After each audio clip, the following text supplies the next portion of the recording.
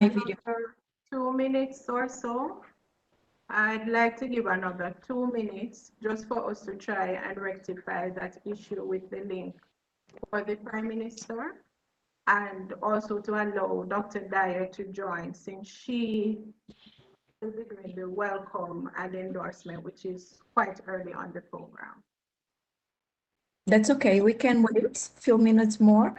So, but maybe we can start streaming to share this screen here because nobody's seeing on YouTube. Okay. So we keep ourselves in silence and the video only the presenters, right? The speakers. Thank you.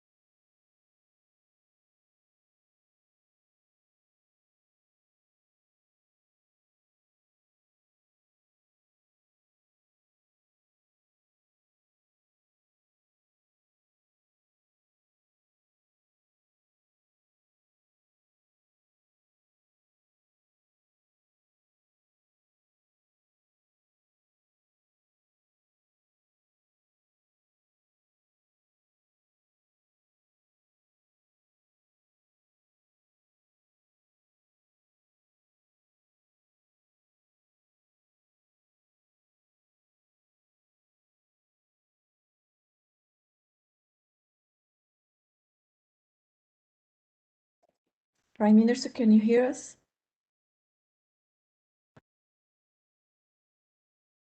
I can hear you.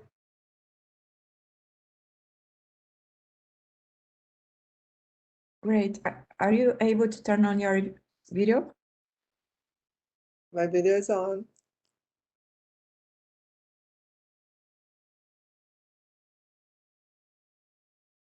I think that's Minister Williams. Good morning again. We're just Morning. verifying the Prime Minister, who we just saw join, can hear us and can see us. Honorable Prime Minister, can you hear us and see us?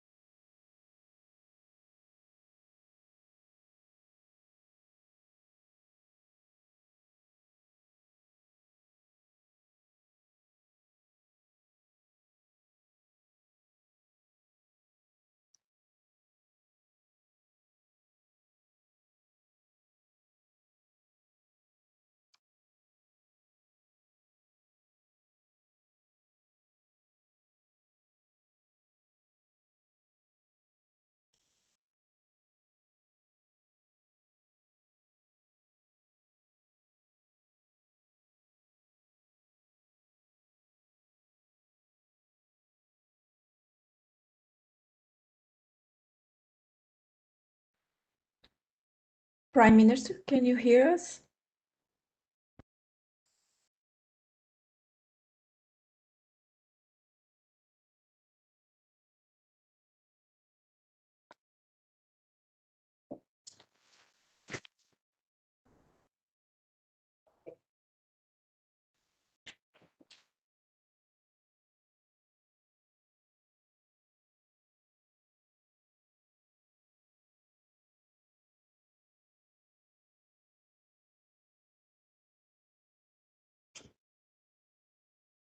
Good morning again, ladies and gentlemen. Thank you so much for your patience as we waited to resolve a few technical glitches we were having to ensure that key persons who are to participate in our program this morning were able to get online before we get started. Before we officially begin the proceedings, we just want to do one final test to make sure that key persons are able to hear us. I see that Dr. Dyer has joined. Dr. Dyer, can you hear us clearly?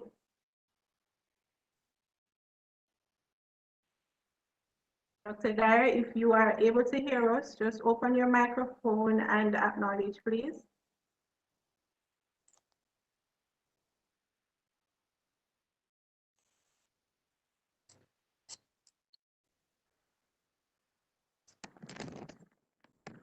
I think we might still be having a bit of a challenge. Hi, Julie, are you hearing me? Yes, I'm hearing you. Good morning and welcome. Okay, thank you. Great.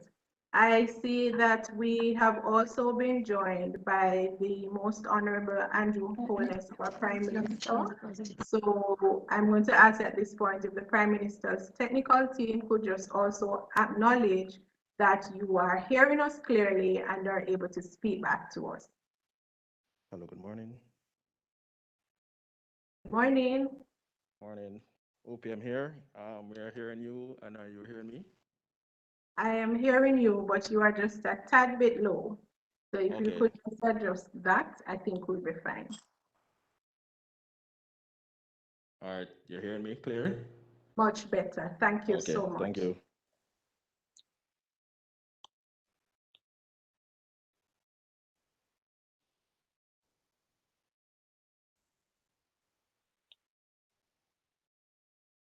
I mean, it would be good if you could turn on your video, okay? But then I think now you're here, maybe we could start, right? Yes, we are going to get started now. I believe the Prime Minister will turn his video on closer to when he will be delivering the keynote address, Caroline.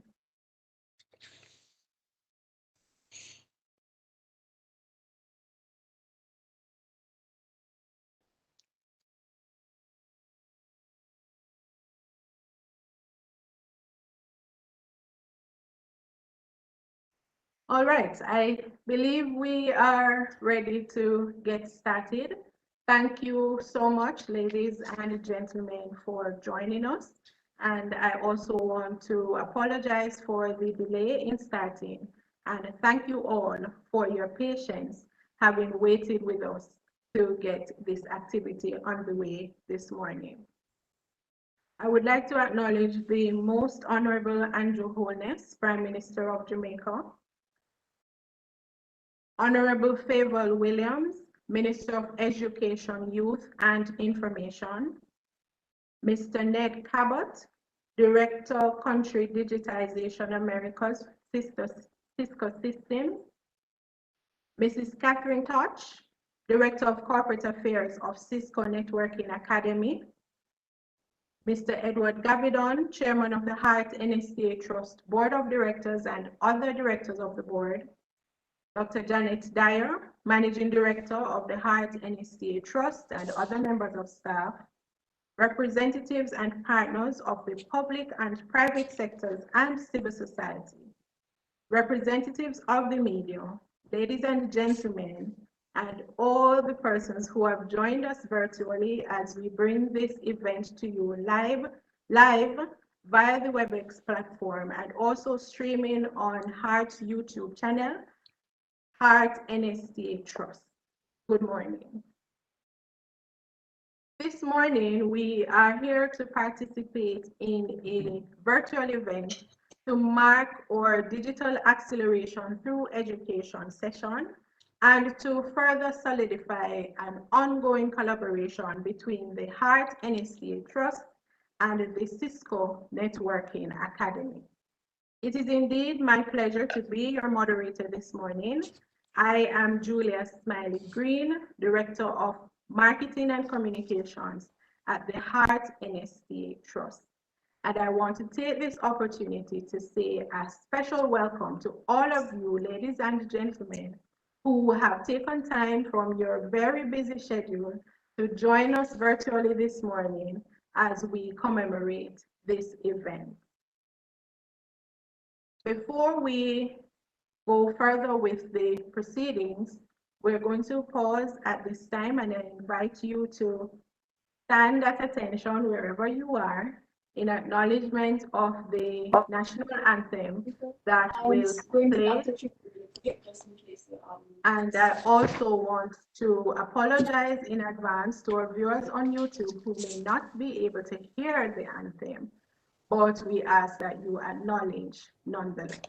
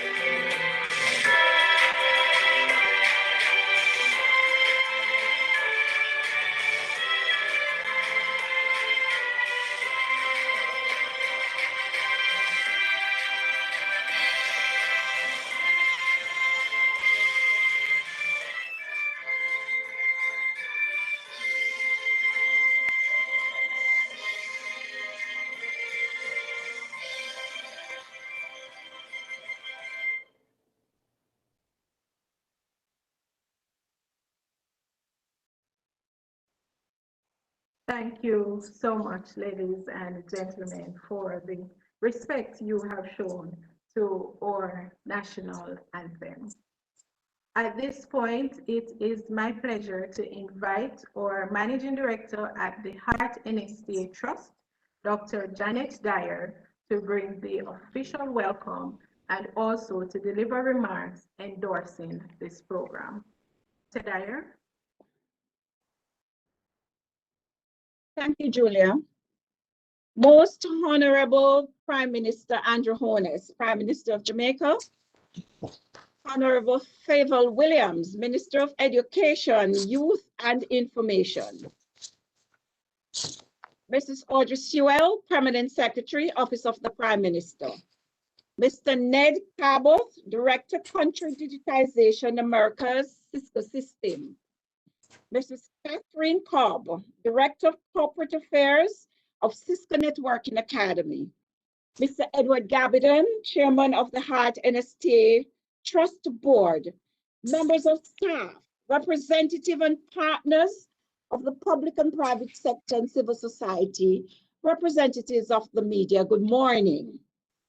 Welcome to our virtual session and digital acceleration through education, a partnership between Heart NSTA Trust and the Cisco Networking Academy. We at the Heart NSTA are proud to be in partnership with the Cisco Networking Academy, particularly in these times, often described as the new normal, where face-to-face activities have become limited in our efforts to successfully rid the world of the negative effects of the COVID-19 pandemic.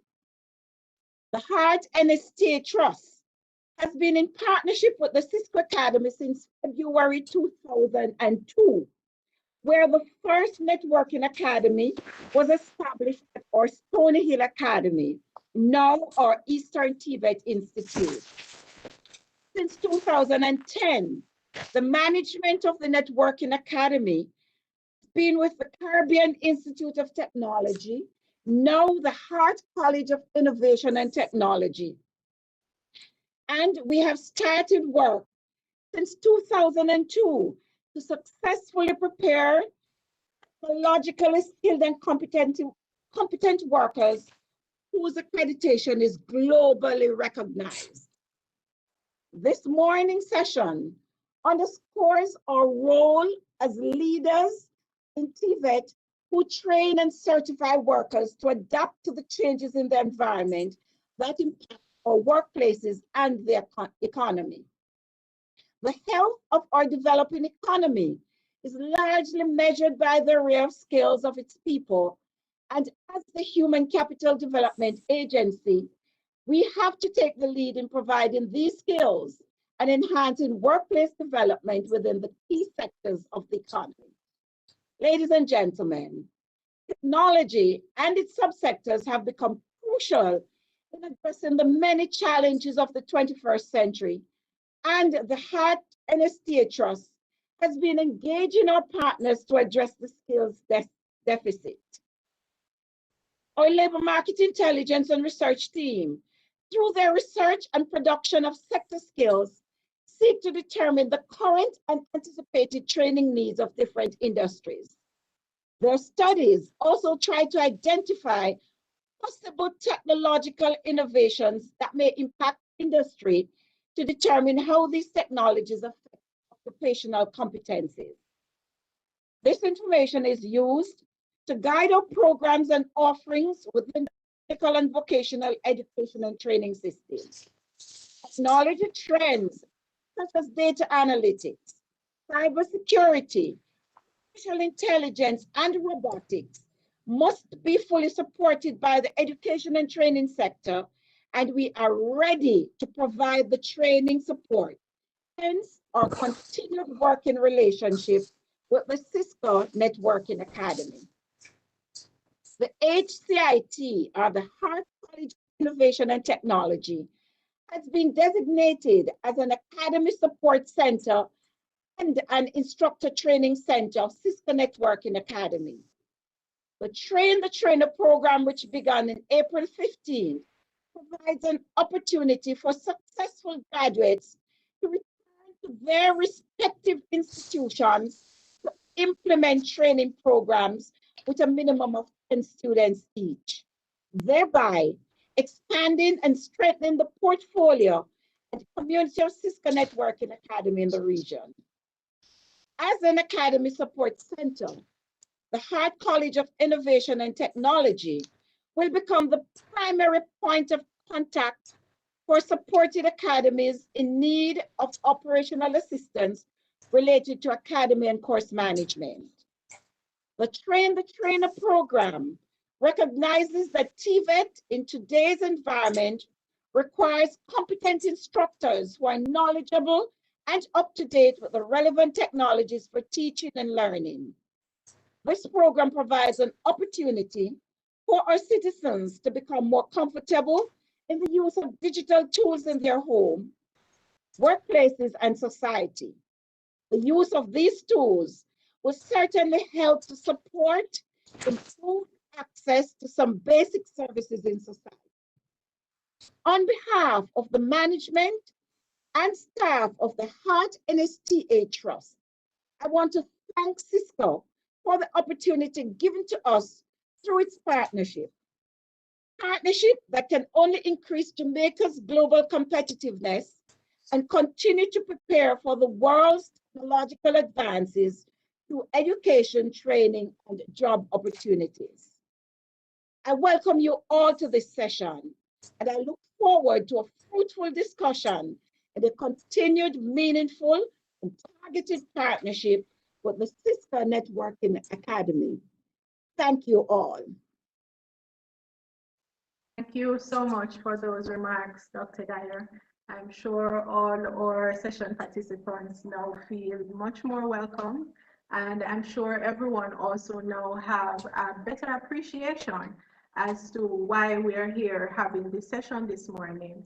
And you would have given us some insight into the partnership that has been ongoing between the Hart NSTA Trust and the Cisco Networking Academy that has led us to be here this morning. And I'm so excited, both based on all you have shared, to see what is to come as we go through the session. So thank you once again, Dr. Dyer, for those words of welcome and endorsement of the program.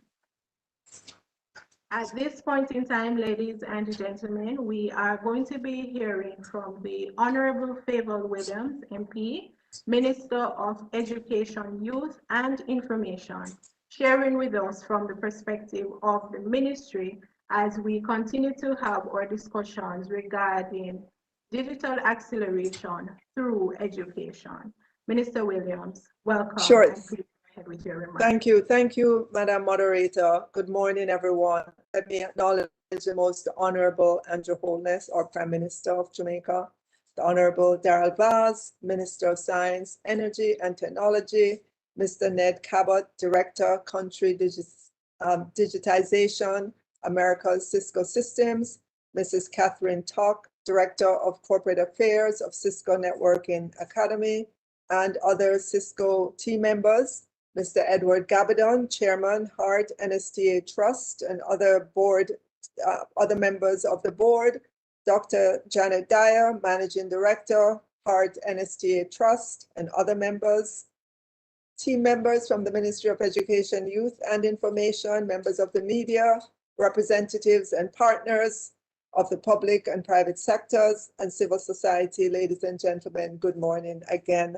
The Ministry of Education, Youth and Information welcomes this collaboration between the Hart National Service and Training Agency, NSTA Trust, Cisco Systems of the United States, and the Ministry of Science, Energy and Technology to launch this Digital Acceleration Through Education program. This is an extension of the partnership between Hart and Cisco Systems, which began in 2002, and a very important development in the context of increasing demands for employees with the training to work with today's technology. We know that Cisco Systems is a worldwide leader in networking for the internet, with a vision to transform the way we live, work, and learn, and that you want to use your technology for good. We are delighted for the skills that our young people will receive in areas such as network specialists and IT technicians. We know that these skills are necessary for success in the field of internet technology. We at the Ministry of Education, Youth and Information recognize that rapid technological advancements are changing the way we live, work, and play. As such, we have a responsibility to prepare our students for an increasingly complex, interconnected, and tech-driven world. We must build on existing efforts to help them to be agile and ready for contemporary and emerging jobs, regardless of their background and starting points in life. To help our students adapt to these changes, we must continually reassess our curricula and training programs to ensure that the knowledge, skills, and values taught remain current and relevant. To this end, the establishment of the Cisco Regional Academy was a very important step in creating the opportunities for our young people. The program developments over the years with the former HART NTA and the now HART NSTA institutions have enabled scores of young people to find a niche in local and international job markets. I'm also delighted to note that the framework for cooperation between Cisco Systems and HART NSTA Trust reflects the commitment of both organizations to produce graduates for the ICT industry with the requisite competencies that are conducive to high performance at the workplace, and to share resources to ensure adequate preparation of academy students for industry standard certification. Given that technical and vocational education training is playing such an important role in providing the skill sets required by enterprises within our economies, it is an imperative that the expansion of technical and vocational education be a priority objective of all educational strategies. We recognize that there are challenges, including the relevance of the curriculum to industry needs, quality assurance in TVET provision, and teachers' competence. The ministry is, however, committed to working with training institutions and industry players to increase the talent pool of trained, competent, and certified persons ready for employment in various sectors. We will continue consultations with human resource managers of companies to ascertain information on how to design professional development training programs for students. It is in this context that we are encouraging and pursuing more public-private partnerships as we work collaboratively to meet the needs of industry and national economic goals. We therefore welcome this program and look forward to many success stories that will flow from the participants. Thank you. Thank you so much, Minister. It is always great to get some insight from the policy level in terms of the steps that are being taken for digital acceleration. And we thank you as well for the endorsement that you have given to the program. And of course, we look forward to a continued partnership with the ministry. Thank you so much. We will now be having remarks from Mr. Ned Cabot, Director of Country Digitization America, Cisco Systems. Ned, please go ahead with your remarks.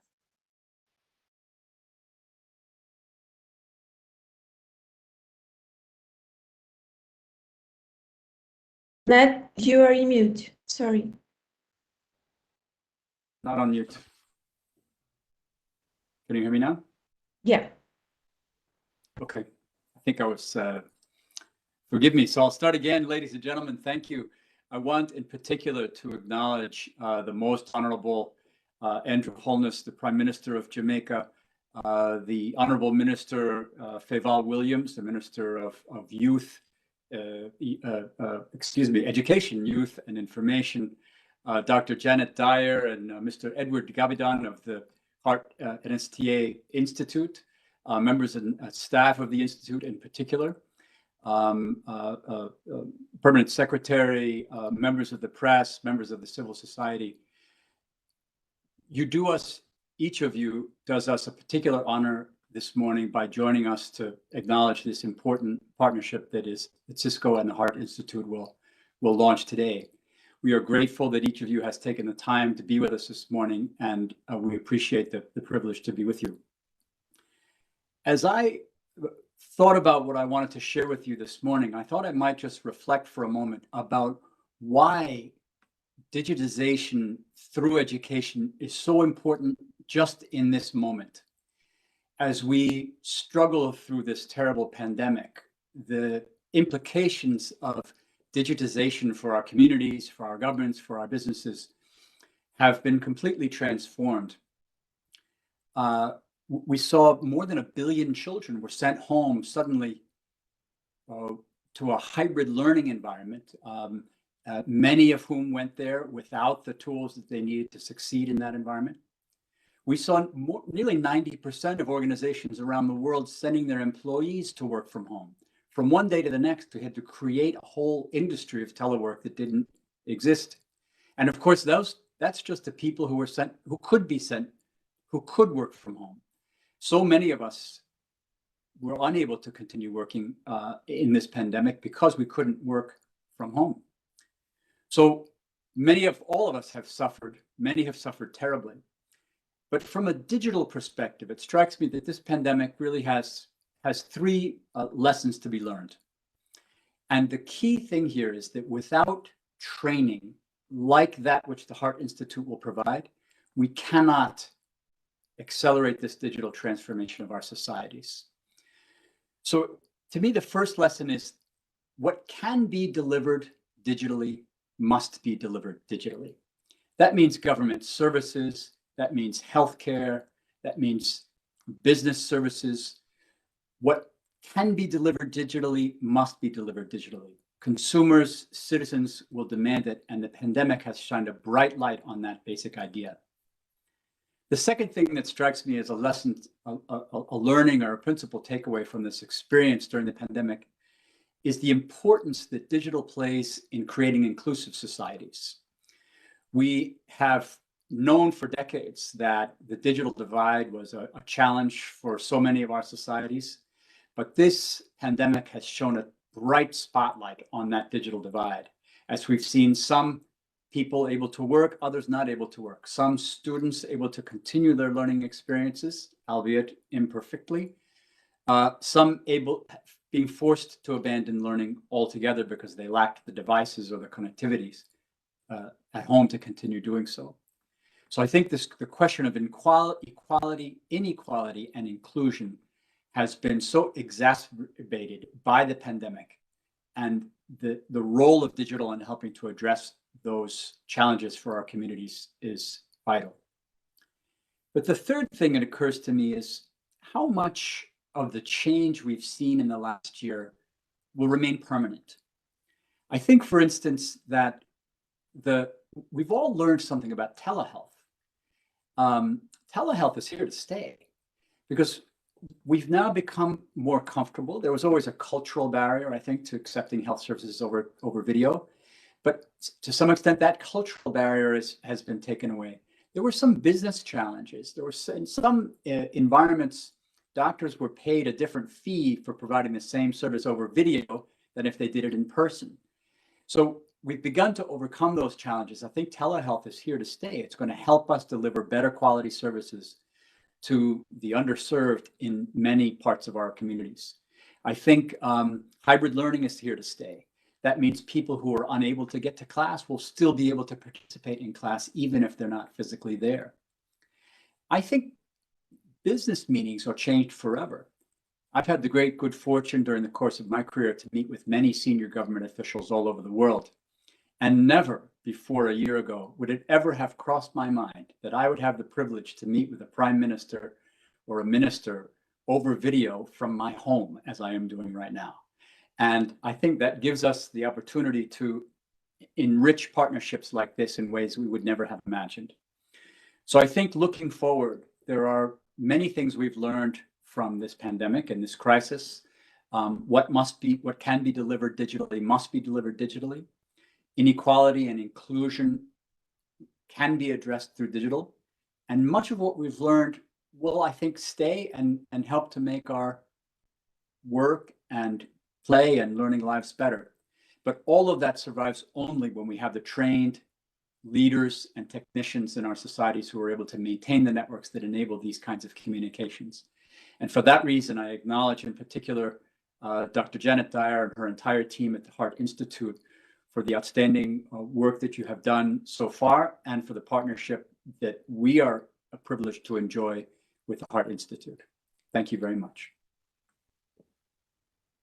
Thank you so much, Ned. That was a powerful delivery. And one of the things that stands out for me is when you said that business meetings have changed forever.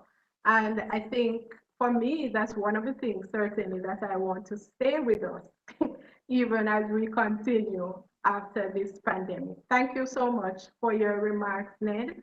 And we continue to look forward to the partnership that will continue to provide training and professional development opportunities for our people here in Jamaica, so that we can respond to the country digitization that we anticipate will continue to take place over the coming months. Thank you so much for your remarks. We will move now to remarks from Mrs. Catherine Touch, Director of Corporate Affairs of the Cisco Networking Academy. Catherine, go right ahead. Thank you. Can you hear me okay? Yes, we're hearing you fine. Thank you so much for having me here today. It's an honor to be here with Prime Minister Holness and Minister of Education and Youth and Information, Honorable Williams, Dr. Janet Dyer and your team, other dignitaries, the media, and other members of society. A lot's been said here. I just want to reiterate, corporate social responsibility at Cisco supports our mission to empower an inclusive future, as Ned mentioned, that benefits not only our employees at Cisco, but our communities and the planet at large. And for us, an inclusive future is one of which everyone has a pathway to economic opportunity. And we stand by our potential to help make that happen and to be a force for good. But the inequalities of the digital divide between those with internet access and those without is greater than it's ever been before, as we heard earlier. Half of the world's population lacks reliable internet access. Those without access are being left behind in so many different ways and has been exacerbated, as we heard earlier, from the pandemic. Whether it's being able to further your education, being able to access healthcare, as Ned mentioned, run your business online. This pandemic has widened that divide. And we really look at this partnership and the focus on the Networking Academy as being a key solution and driver of economic opportunity for all. Cisco Networking Academy is our largest corporate social responsibility program. It's been around for over 25 years, and it's empowered 12.6 million students in over 180 countries with career possibilities. This global IT and cybersecurity education provides courses, as you heard, tools and resources to help all people not just participate in this digital economy, but to thrive in this economy. We aim to provide the best workforce development program in the industry, really the skills to jobs, not just for today, but for tomorrow. And we understand to build digital skills on a regional and global scale, we must enable people in all stages, whether that's reskilling, entering the workforce for the first time, or even working in non-traditional kinds of industries. IT is here to stay in just about every industry, in every walk of the world. And the nice thing is now it's competitive from wherever you are. And we are excited today to continue our partnership with the government of Jamaica and with Heart NSTA to give support and training for Jamaica's ecosystem, as well as other Caribbean countries. We believe that together we can drive impact for individuals as well as societies. And our partnership with Heart will provide CCNA training for instructors from local institutions. We hope to train over, I think, 70 instructors in CCNA and hope to impact over 700 students. On behalf of Networking Academy and Cisco, we look forward to our partnership and creating a successful initiative in advance of the people of Jamaica. Thank you. Thank you so much for those remarks, Catherine. And of course, we look forward to the continued support that you and your team will provide to us to help us to bridge that digital divide that currently exist. Thank you, and we look forward to the continued mutually beneficial relationship that we have between both entities and between both countries as well. Thank you. At this point in time, ladies and gentlemen, we are going to be hearing our keynote address, and the keynote speaker for this morning's Digital Acceleration Through Education session is the Most Honorable Andrew Holness, Prime Minister. Thank you, Julia. Thank you, Minister Favour Williams, our permanent secretaries, Mrs. Audrey Sewell and Dr. Grace McLean, and Mrs. Carol Palmer, Mr. Ned Cabot of Digitization of the for Americas of Cisco, Mrs. Catherine Tosh, Director of Corporate Affairs of Cisco Networking Academy, Mr. Edward Gabidon, Chairman of HEART NSTA, Dr. Danette Dyer, the Managing Director of HEART NSTA Trust, representatives and partners of the private sector and civil society and the public sector, representatives of the media, ladies and gentlemen, good morning. The COVID-19 pandemic has very clearly highlighted that to strengthen our resilience as a country, we need to reconfigure and transform our economy. In addition to the current disruption from the pandemic-induced lockdowns and economic contraction, technological adoption by companies is transforming tasks, jobs, and skills.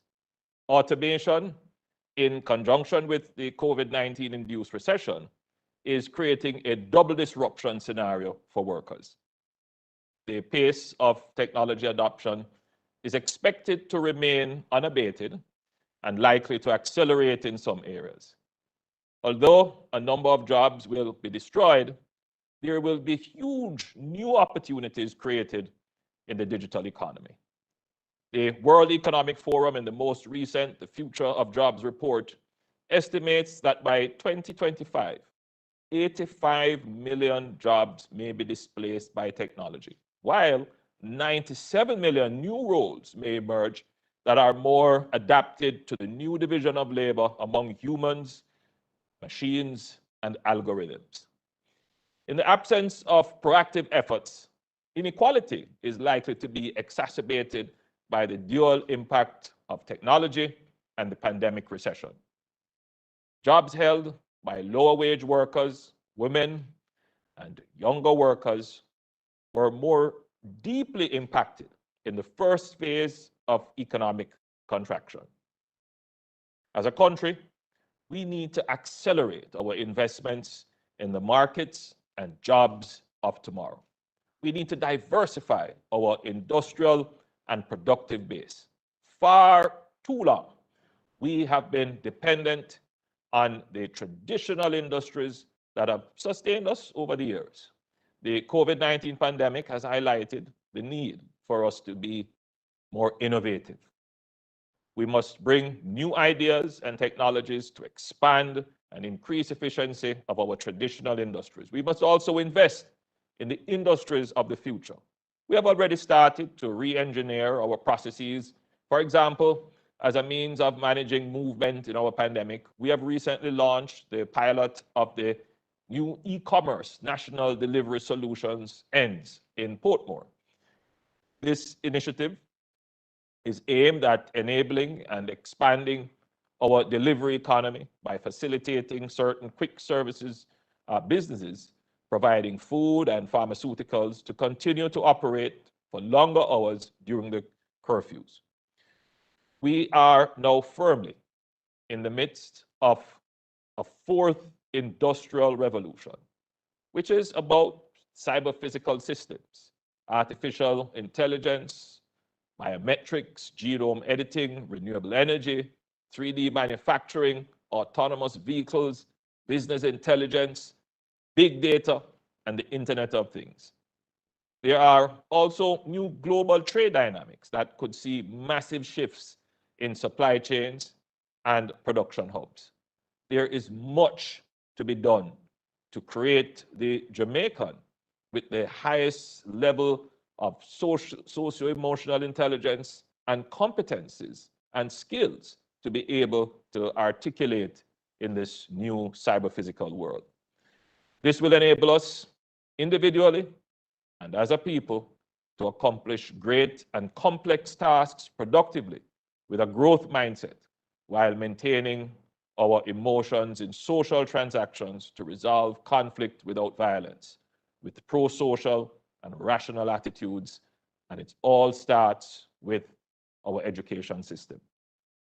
The government has empaneled the Education Transformation Commission under the chairmanship of world-renowned Professor Orlando Patterson, which will provide us with a roadmap to address these issues.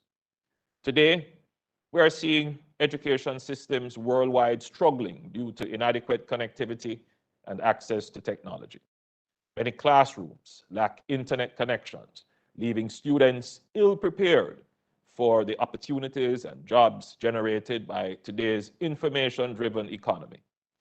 Even those educational institutions that have computers and internet access oftentimes struggle to maintain and grow their information resources, hampered by shortages in technology and technical experts.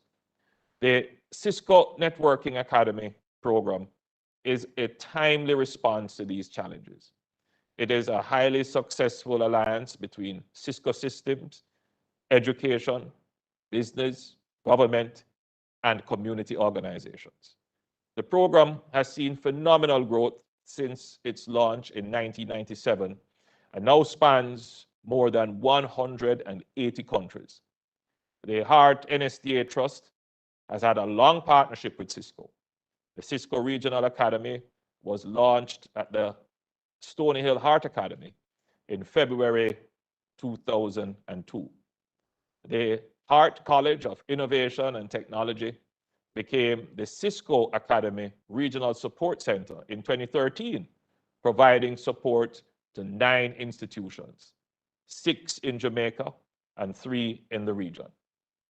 Since 2002, 9,192 persons have been trained, certified, and employed at various levels in the ICT sector.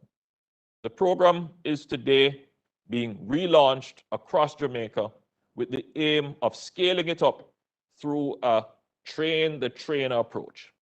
The Hart College of Innovation and Technology is currently facilitating the training of the first cohort of 35 instructors in the Cisco Certified Network Associates program, which will run for 8 months.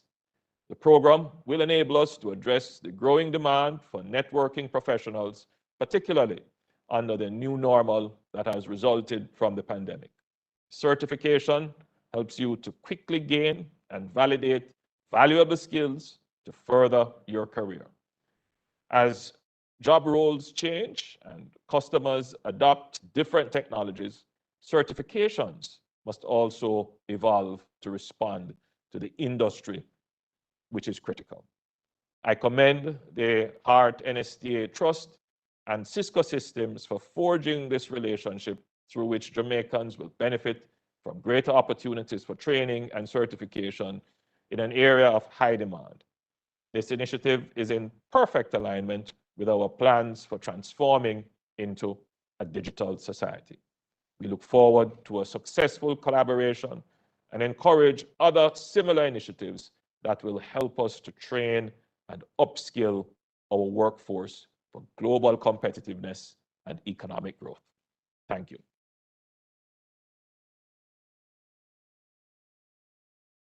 Thank you so much, Prime Minister. And it is always heartening to hear that a partnership that we would have forged between the Hart NSTA Trust and the Cisco Networking Academy aligns perfectly with the government's plan to transform Jamaica into a digital society. Thank you for your endorsement, for the policy direction, and for the insight that you always so ably share with us, Prime Minister.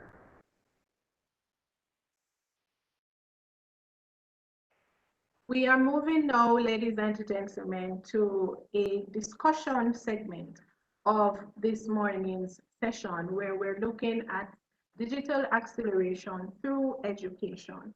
But we want to zoom in a bit and focus a little more on the impact of the Cisco Networking Academy on training and education, human capital development, and the Jamaican economy. We have a couple of questions that we want to go through for this segment. We are mindful of the very busy schedules of the Prime Minister and our own Minister of Education, Youth and Information. So we do know that they may not be able to actively participate in this segment of our program. And we want to thank them both for the time that they would have taken to come and share with us so ably this morning. But our point person in terms of the panelists that will be going through this very important discussion segment that we're about to have will be Mr. Ned Cabot, Director of Country Digitization America's Cisco Systems, as well as Mrs. Catherine Tosh, Director of Corporate Affairs of Cisco Networking Academy.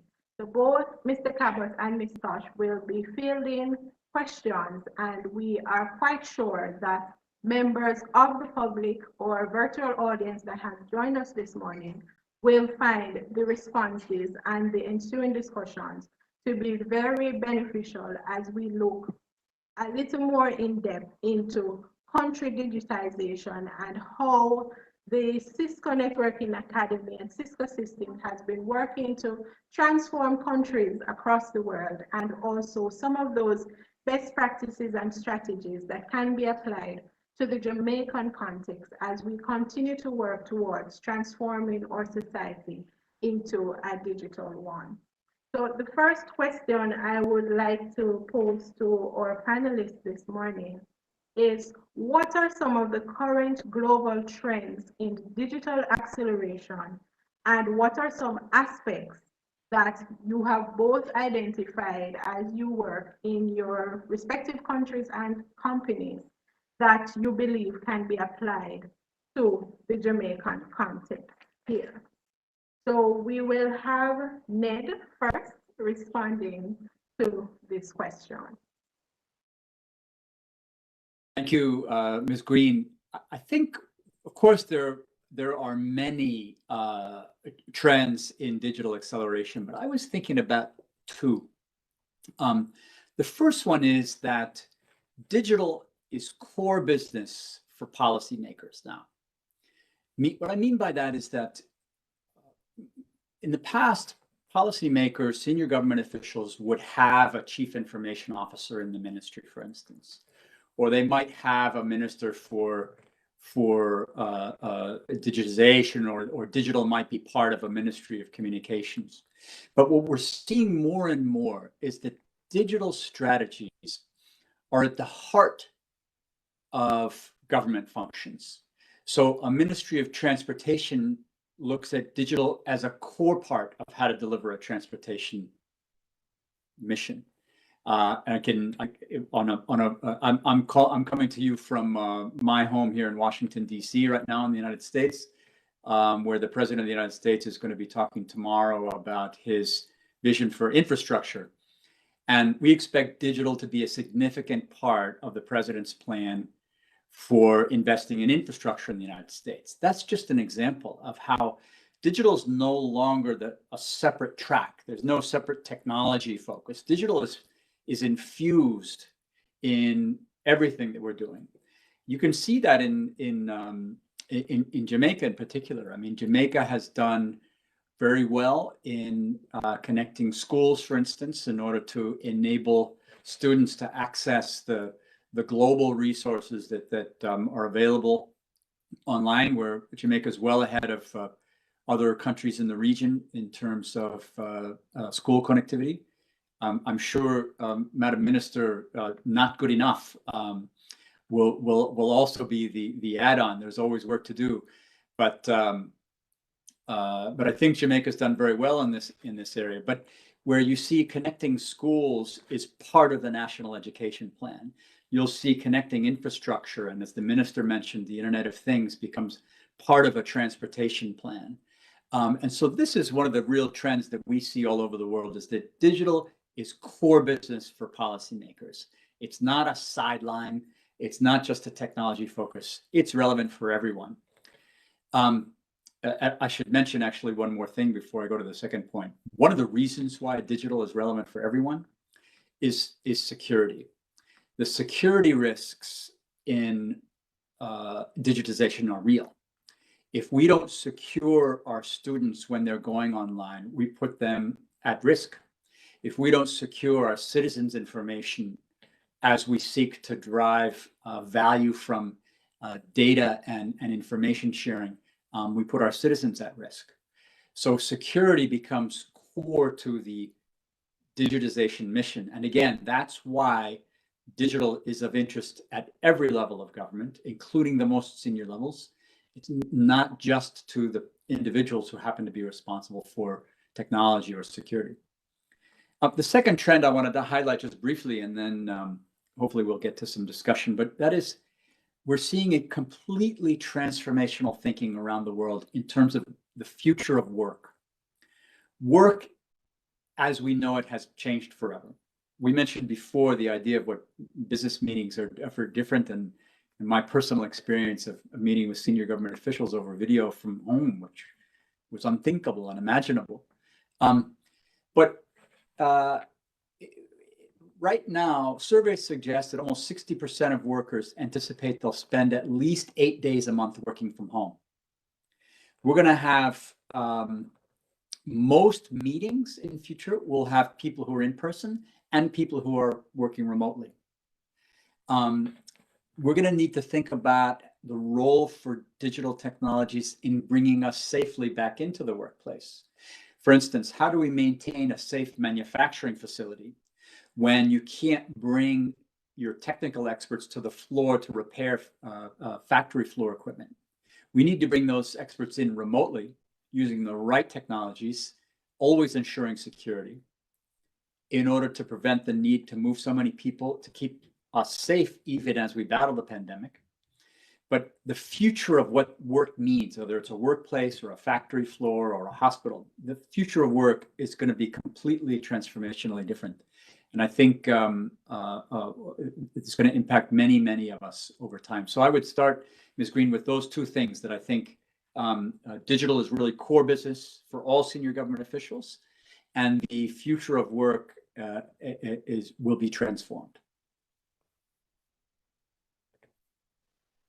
Thank you so much, Ned, for that perspective. And of course, we want to invite members of our audience, if you have questions or comments, feel free to use that Q&A or chat box just to indicate your own input of questions that you would want to have addressed or matters that you would want to raise in addition to the discussion points that are coming forward.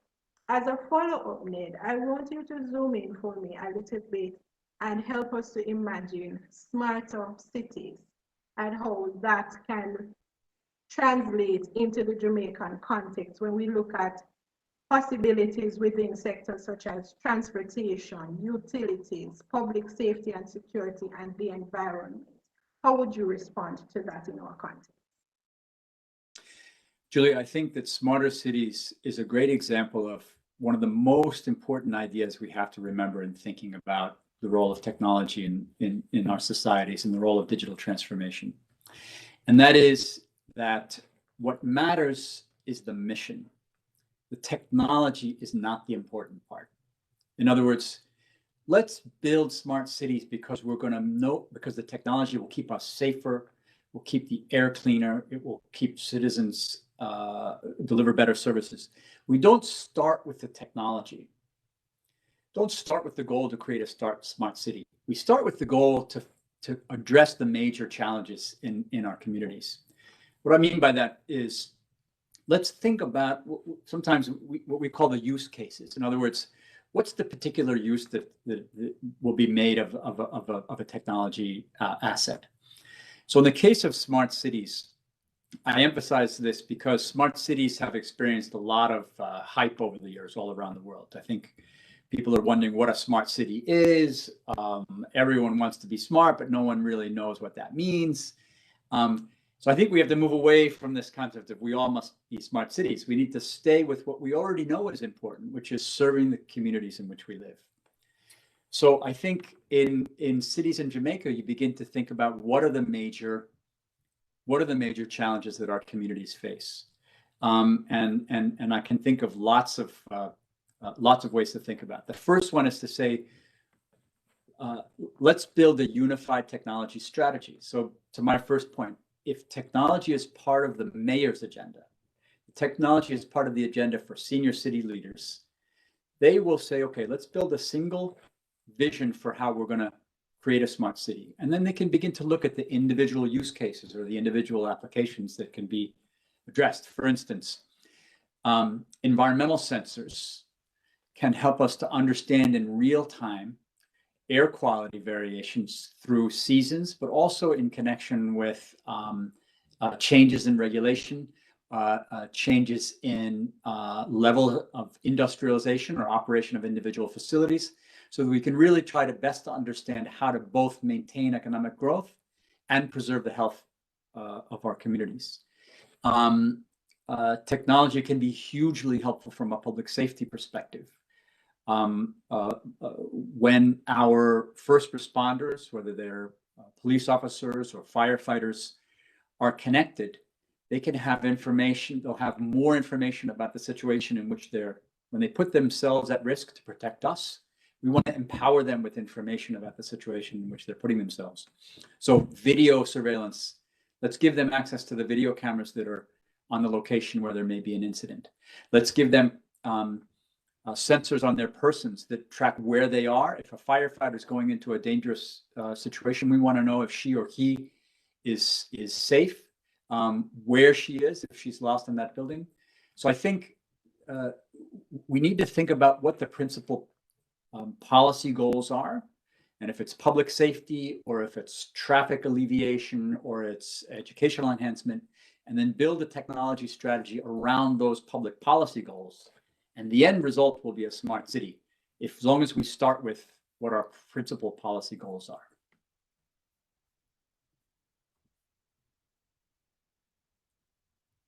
Thank you, Ned. Julia, you may be on mute.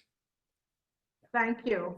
And I think your responses have also helped to provide somewhat of an assessment of the current state of digitization here in the Jamaican context.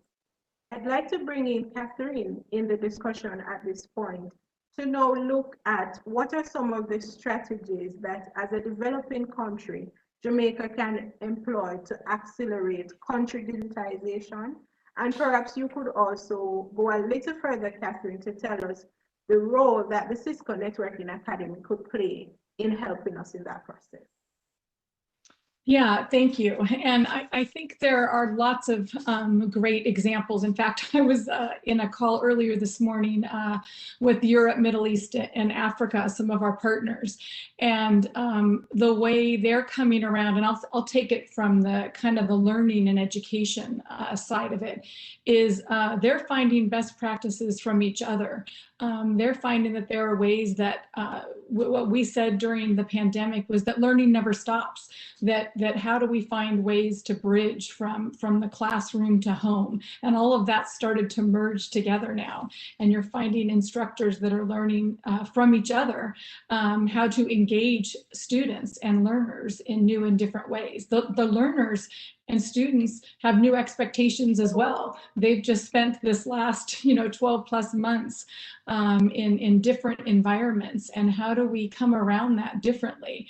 We know that the younger generation are connected to their mobile phones. How do we ensure that a lot of the content and learning offerings are available in new and different ways, that they're engaging? How do we bring along mentors along the way? We also know that, yes, it's great to learn in a traditional classroom or in a traditional program. How do we bring along other people to help learners along the way, to bring them on their pathway to where they're heading to a job? So I think for us, we're learning what other programmatic elements do you bring alongside, particularly when you're working with different kinds of populations, as we talk about inclusive future, bringing women in, bringing girls in, bringing people with different abilities. There are lots of ways that the traditional learning pathways can be provided with other augmentations that can make it more enriching and more impactful. So I think a lot of it is, there's a lot of best practices out there that can be used anywhere. And how do we share those more broadly? How do we connect our ecosystem, not just within a continent or a region, but globally? And I think there's just been a lot of gold nuggets or really interesting approaches that I think both Networking Academy, we're learning how to develop our content in different ways as we move forward based on what we've learned through the pandemic. And again, how do we do and work alongside our partners to really provide a user experience that is all encompassing and that really does lead people, not just the skills they need, but to those jobs, and that skills to job path is clear and ongoing, because those jobs are going to keep changing and new skills are going to need to be gained. And how do we make that agile, flexible, and real time as much as possible? So thank you. Thank you so much, Catherine. And it's interesting to hear you talk about agile and responsive, because those are some of the terms that we keep using here at Heart, because we also pride ourselves on being able to respond in meaningful ways to the changing needs of the workforce that we seek to develop. I think both of you have provided really good insights for us this morning in terms of country digitization, the state of affairs in Jamaica as it relates to us being a digital society, and also the opportunities that exist globally that we can tap into to accelerate our process towards digitization. I want to thank you both for the perspectives, the expertise, the knowledge that you have shared, and for the willingness that you have also shown to provide the information in such simplified manner so that we could all get a pretty good appreciation of that. Thank you so much, Ned and Catherine. Thank you. Thank you so much. Great. At this point in time, ladies and gentlemen, we are just about getting to putting a wrap on things. I think we have had a pretty good session this morning. We have heard very interesting remarks from the Most Honorable Andrew Holness, our Prime Minister, from the Minister of Education, Youth and Information, the Honorable Favour Williams. We've had the perspective from Cisco through Ned and Catherine. Our own Managing Director, Dr. Janet Dyer, gave very warm welcome and endorsement of the program at the beginning. And I want to take this opportunity to thank all of you who would have contributed as speakers to make our session meaningful this morning. I see we have a comment that is coming in from Justin S. Online, who is asking, how do we get to do the instructor training program? And Justin, we're going to ask you to stay tuned to our social media pages for more information on that. Or you could also reach out specifically to the Hart College of Innovation and Technology, and they will be able to provide you with all the necessary information as to how you could possibly become a trainer in this program. We want to thank you, Justin, for the interest that you have also shown in the program, and we do wish you all the best as you try to pursue that to help in this process of digitization and the digital transformation that we want to see for our Jamaican society. Ladies and gentlemen, it has been my pleasure to be your moderator this morning. I have had a very productive session, I would say, and I hope you would all agree that it has also been a very meaningful and productive session that we have had. Thank you so much for taking the time to be here with us this morning. We wish you all the best as you continue your endeavors, and we are most certainly looking forward to a continued fruitful and mutually beneficial relationship between the Heart NSTA Trust and the Cisco Networking Academy. Thank you all for joining us, ladies and gentlemen, and we bid you adieu at this point.